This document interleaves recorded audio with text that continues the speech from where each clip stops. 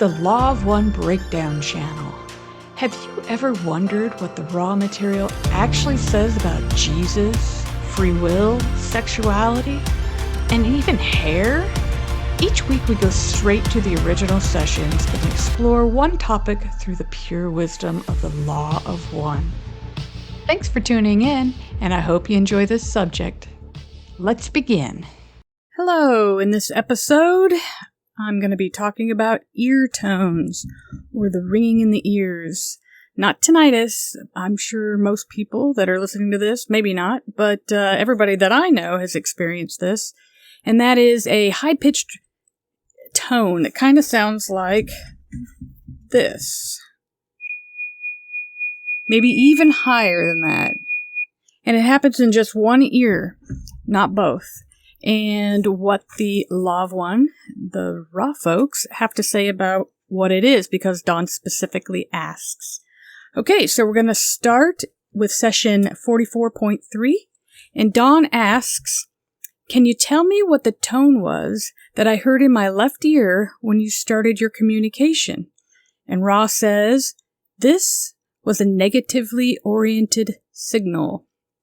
And then the next session, 44.4, Dawn asks, can you tell me how I would hear a positively oriented signal? And Ra says, I am Ra. Two types there are of positive signal. First, in the right ear location, the signal indicates a sign that you are being given some unworded message saying, listen, take heed. The other positive sign is the tone above the head, which is a balanced confirmation of a thought. Now, I've never heard, quote unquote, a high-pitched ring above my head, but I have had other above head sensations. And so I'm not sure if it's the same thing, but I definitely have heard the high-pitched signal in my right ear and also oftentimes in my left. Okay, moving on. So in session 44.5, Dawn asks, are there any other negatively oriented signals that I get? And Ra says, this is correct. You are able to receive thought forms, word forms, and visions. However, you seem able to discriminate. I probably shouldn't say this, but looks like, that worked for him for a while, but knowing how his demise came about, seems like he was pretty attacked towards the end, and he kind of lost touch with that discrimination. Anyway, so moving on, session 44.6, Dawn asks, is there a reason that I am open to these signals of a negative nature? And I love this one. Ra says, are you not all things? That's awesome.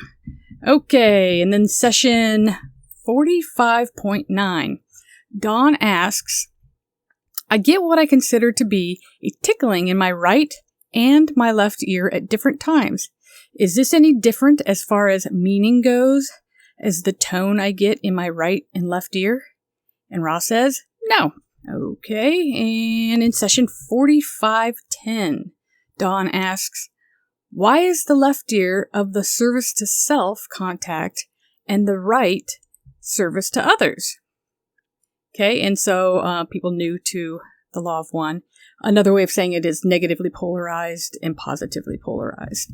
So service to self is negatively polarized. It's not meaning it's evil. It's just negatively polarized. It can be evil, but it doesn't necessarily mean that it's evil. But and then service to others is the positively polarized. Okay, Ross says, the nature of your physical vehicle is that there is a magnetic field, positive and negative in complex patterns, about the shells of your vehicle. Okay, shells, I believe what Ra is saying is that where we have our morphic field, people call it aura. We also have what's called the mental body, the etheric body, the emotional body, and I believe that's what Ra is speaking of. So, the left portion of the head region of most entities is, upon the time-space continuum level, of a negative polarity. So, the left side's the negative polarity. Again, not negative evil, just negative polarity. And the right side is the positive polarity. Another way to think about negative and positive polarity is electricity. Electrons, by their very nature, are negatively polarized. And that's what we use for pretty much everything to make our lives easier here. Electricity and whatnot. But you get too close to too many of those electrons and they can kill you. Now, does that make them evil? No, it just makes them deadly if you get too close to them. But they're a negatively polarized substance. And then Dawn asks for Jim, or maybe Jim asks, you can't really tell, but are there any other negatively oriented signals that I get? And I'm going to summarize this because it was pretty long. But basically, Ra goes into what most of us already know, is that as far as our lobes go, the left side lobe is rational and analytical. The right side tends to be more intuitive, artsy. Ra doesn't say artsy. I'm adding a few things, but that's just the summary of it. Both can be used for both service to self and service to others, or both can be used for negative or positive polarity. And that the Ra folks say that they find that too much order is by its essence negative. Interesting. I have some thoughts on that, but I think I'll keep those to myself this time around. Okay, on the other hand, predominance, they say, of intuition will tend to keep the entity from greater polarizations. And basically, they go on to say that, being balanced between the negative and the positive is where we all go. And like the Buddha taught, it's the middle way. Being, fully balanced, having those energy centers or chakras balanced. It also balances our magnetic field around our body. Okay, and then one last note I put down. And I couldn't find it when I was putting this together on the ear tones. But somewhere, I believe I remember the Ra folks were talking about negatively polarized beings and how they attack, basically. And they said that they come to us on our left side often because, it's negatively polarized, and they are negatively polarized, so it's just easier for them to get to us, okay? Basically, I remember reading that Ross said, this isn't a rule that's written in stone, but it's the norm, let's say. So if you're getting ringing in your right ear, you can pretty much assume that it's a, hey, pay attention to this, a nudge from some positively polarized being. And if you get a ring in your left ear, it's generally speaking a negatively polarized signal or energetic or being.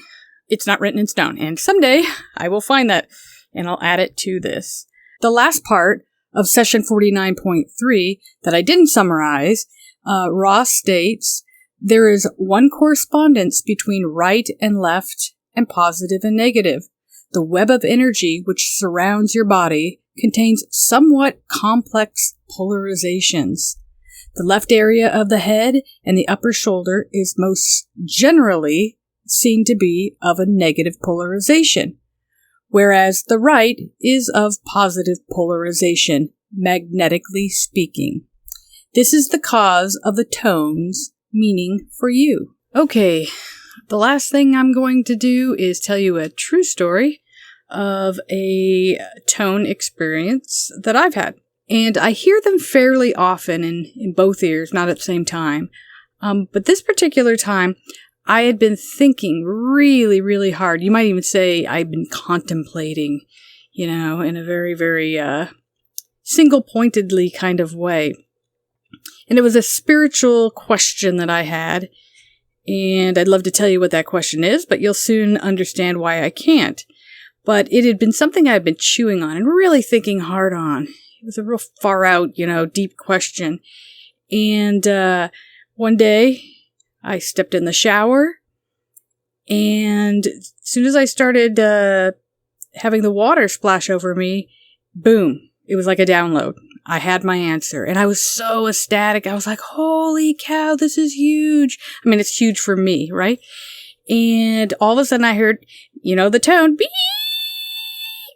and all of a sudden my memory of the question and the answer that I had just been given was gone. It was just totally missing in action. So that's my little true story with ear tones. Now when I hear them on the right side, I really do perk up and try to pay attention. Okay, what am I being nudged to think about or see or pay attention to?